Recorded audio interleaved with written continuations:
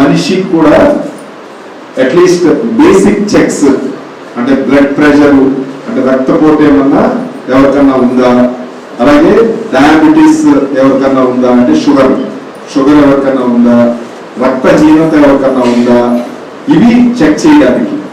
So ఉంటే వాళ్ళని identify చేసి వాళ్ళకి అంటే ఉంటే ఏమన్నా తప్ప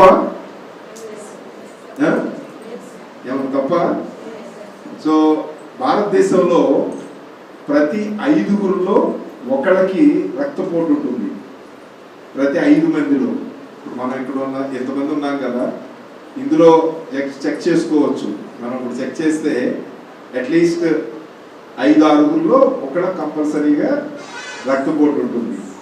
అలాగే ఆల్మోస్ట్ అదే రకంగా ఒక 5-6 మనం చెక్ చేస్తే కనుక ఒకరికి షుగర్ ఉండొచ్చు, అంటే 18 ఏళ్ళ దాటిన వాళ్ళలో. అలాగే రక్తహీనత కూడా కొంతమందికి ఉండొచ్చు, కొంతమంది బాగానే ఉండొచ్చు. సో అందుకని ఈ బ్లడ్ ప్రెషర్ కానివ్వండి, లేకపోతే షుగర్ కానివ్వండి, ఇవన్నీ ఉండటం ఏమీ తప్పు కాదు. దాని గురించి సిగ్గుపడాల్సిన అవసరం లేదు. చాలా మనతో పాటు ఆల్మోస్ట్ ప్రతి 5-6 మందిలో ఒకటి ఉంటుంది కాబట్టి మనమేమి ఇబ్బంది పడాల్సిన అవసరం లేదు. సో ఏం చేయాలి, మనకు కనుక ఉంది అని తెలిస్తే ఏం చేయాలి, అదే మందులు వాడుకోవాలి. బీపీ కానీ షుగర్ కానీ ఒకసారి ముందు వాడి ఒక వారం రోజులో, నెల రోజులో, 2 నెలల్లో వాడి ఆపేస్తే కనుక ఉపయోగం ఉండదు. ఇది చాలా వరకు కంటిన్యూస్గా వాడుతూ ఉండాలి. దానికి ప్రభుత్వం ఉచితంగా మందులు ఇచ్చే ఏర్పాటు చేసింది. కనుక ఉండి మందులు వాడకపోతే, లేదా షుగర్ ఉండి మందులు వాడకపోతే ఏమవుతుంది? సో చాలా మంచి నాలెడ్జ్, బాగుంది. ఆర్గాన్స్ ఫెయిల్ అవుతాయి.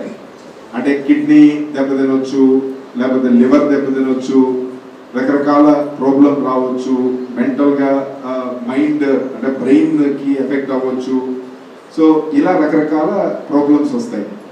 అందుకని ఏంటంటే కొంచెం ఆరోగ్యం బాగుండాలంటే కనుక కంపల్సరీగా మనం మందులు రెగ్యులర్గా వాడుకుంటే కనుక మిగతా వాళ్ళు ఎంత ఆరోగ్యంగా ఉన్నారో, వాళ్ళు ఎంత ఎక్కువ కాలం బతుకుతారో అంత మిగతా ఉన్నా సరే, బ్లడ్ ప్రెషరు ఇవన్నీ ఉన్నా కానీ కంట్రోల్లో పెట్టుకున్నంత వరకు ఏం ప్రాబ్లం ఉండదు. ఆల్మోస్ట్ మనం చూస్తే కనుక సో చాలా మంది 10,000 మంది, ఇప్పుడు ఇక్కడ 5,000 మంది జనాభా ఉన్నారు. సో 10,000 మందిలో ఆల్మోస్ట్ సుమారు 200 నుంచి 250 మంది వరకు క్యాన్సర్ బారిన పడుతున్నారు. అది మనం చేసిన తప్పేం ఉండదు. కొన్ని రీజన్స్ ఉండొచ్చు, సిగరెట్లు బాగా ఎక్కువ తాగడము, లేకపోతే పొగాకు అవి నవలడము, అలాంటి ఏమన్నా అలవాట్లు ఉండి సో బాగా డీప్ ఫ్రై ఐటమ్స్ తింటున్నా, అలా కొన్ని రిస్క్ ఫ్యాక్టర్స్ ఉండొచ్చు. కానీ కొన్ని ఎందుకు వస్తాయో కూడా తెలియని, అంతా బాగానే ఉంటారు, మంచి డిసిప్లిన్గా ఉంటారు, బాగా పని చేసుకుంటూ ఉంటారు, వాళ్ళకు కూడా రావచ్చు క్యాన్సర్ రావడం అనేది ఏమీ అంటే మనకి ఎవరికైనా రావచ్చు. చిన్నపిల్లల దగ్గర నుంచి ముసలి వాళ్ళ వరకు ఎవరికైనా రావచ్చు. సో దాని మీద ఒక అవేర్నెస్, అంటే అందరికీ కూడా క్యాన్సర్ ఎలా వస్తుంది, క్యాన్సర్ రాకుండా ఉండాలంటే మన చేతిలో ఉన్నంత వరకు, అంటే పూర్తిగా ఎలాగో నివారించలేము, మన చేతిలో ఉన్నంత వరకు మనం ఏమి చేయగలము, దాని మీద ఒక అవేర్నెస్ కండక్ట్ చేయడానికి మొన్న ప్రతి ఇంటికాడ కూడా అక్కడ కొన్ని లక్షణాలు, అంటే ఏమన్నా సిగరెట్లు తాగే అలవాటు ఉందా, బాగా ఎక్కువ మద్యం సేవించే అలవాటు ఉందా, అలాగే ఏమైనా పొగాకు నవిలే అలవాటు ఉందా, సో లేకపోతే కనుక ఎక్కువ ఆయిలీ ఫుడ్స్ ఎక్కువ తినే అలవాటు ఉందా, బాగా డీప్ ఫ్రై చేసి ఎక్కువ ఫ్రైస్ వేపుళ్ళు బాగా ఎక్కువ తినే అలవాటు ఉందా, అలాగే వాడిన నూనె మళ్ళీ కాసి ఏమన్నా వాడటం అలవాటు ఉందా. తెలుసు కదా, నూనె ఒకసారి ఫ్రై చేసి లేకపోతే ఏదన్నా వాడిన తర్వాత వీలైనంత వరకు దాన్ని మళ్ళీ వాడుకోకుండా ఉండటం మంచిది. అలా మల్టిపుల్గా వాడుతూ ఉంటే కనుక బాగా వేడి చేసి మళ్ళీ చల్లార్చి మళ్ళీ వేడి చేసి అలా చేస్తే కనుక క్యాన్సర్ వచ్చే అవకాశం ఉంటుంది. సో అది డేంజరస్. సో వాటి మీద అవగాహన కలగ చేయాలనేది ముఖ్యంగా ఉద్దేశం. సో ఏదైనా క్యాన్సరు ఎర్లీ స్టేజ్లో అంటే ప్రారంభ దశలో కనుక మనం కనుక్కోగలిగితే కనుక దానికి మంచి ట్రీట్మెంట్స్ ఉన్నాయి. ఇప్పుడు బాగా ట్రీట్మెంట్స్ ఉన్నాయి. ఎన్టీఆర్ వైద్య సేవ, ఆరోగ్యశ్రీ మీ అందరికీ తెలిసిందే. చాలా హాస్పిటల్స్లో మనకు ఫెసిలిటీ ఉంది. చాలా మంచి మన ట్రీట్మెంట్స్ ఉన్నాయి.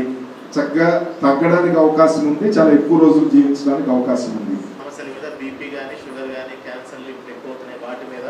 అదేవిధంగా ముఖ్యంగా టీకాలు సరిగా వేస్తున్నారా, లేదంటే డెలివరీల మీద బాలింతలకి, గర్భవతులకి ఇవ్వాల్సినటువంటి పోషక పదార్థాలు నెలవారిస్తున్నారా అంగన్వాడీ వర్కర్లు, అవన్నీ చెప్తున్నారా లేదా? అదేవిధంగా కనీసం మీరు వివో మీటింగ్లో కూర్చున్నప్పుడు అంగన్వాడీ వర్కరు, అదేవిధంగా ఏఎన్ఎం నెలకొకసారైనా వచ్చి అందరితో మాట్లాడి, ఎందుకంటే మీరు మాట్లాడితే మళ్ళీ మీరు ఊర్లోకి వెళ్ళి మీ సంఘంలో ఒక 10 మందితో మాట్లాడుకుంటారు. వాళ్ళు మళ్ళీ అట్లా వెళ్తే అందరికీ అవగాహన ఎక్కువ అవుతుంది. తద్వారా మనకు రోజు వచ్చే సమస్యల్లో కానీ, అదేవిధంగా మరీ ముఖ్యంగా బాలింతల గర్భవతుల్లో వచ్చే సమస్యల్ని ఎట్లా అయితే మనం తగ్గించి ఏదైతే శిశు మరణాలు, గర్భవతుల మరణాలు ఇవన్నీ తగ్గించడం మనం చూసుకుంటున్నాము. అదేవిధంగా మన రాష్ట్రంలో షుగర్కి, బీపీకి, షుగర్ బారిన పడే వాళ్ళు రోజు రోజుకి ఎక్కువ మంది అవుతున్నారు. మన ఆహార అలవాట్లు కానీ, లేదంటే స్ట్రెస్ గురి కావడం కానీ, లేదంటే ఎక్సర్సైజులు చేయకపోవడం కానీ, ఇట్లా అనేకమైన, అదేవిధంగా వాతావరణంలో మార్పుల వల్ల కూడా కానీ మనకు బీపీ అంతా కూడా ఎక్కువ అవుతుంది. వీటన్నిటిని మీరు రెగ్యులర్గా రోజు నెలకొకసారైనా బీపీ మీ ఇంట్లో ఉన్న వాళ్ళకి, పెద్దవాళ్ళతో కాకుండా మీరు కూడా చెక్ చేసుకుంటే అది అసలు నార్మల్ ఎంత ఉందో మీకు తెలియాలి. అది హెల్త్ వాళ్ళు చెప్పాలి. అది చూసుకుంటా ఉంటే ముందుగానే గుర్తిస్తే బీపీ, షుగర్ ముందుగానే గుర్తిస్తే తగ్గించడం చాలా సులభం.